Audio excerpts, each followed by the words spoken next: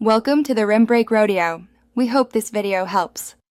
You start by preparing both devices so they can talk. Plug the Xiaomi Cast dongle into TV, switch to that input, and make sure your phone and TV share the same Wi-Fi network. Open the Xiaomi Cast app and accept permissions. This lets the app discover devices on the network. Once the device list appears, watch for the exact device name. That's how you'll select the right receiver.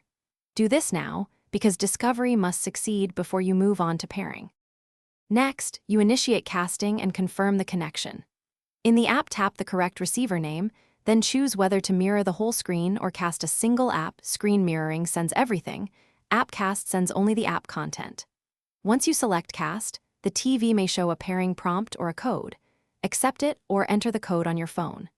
Make sure to adjust resolution or orientation if the app offers it, because that prevents scaling or black bars later.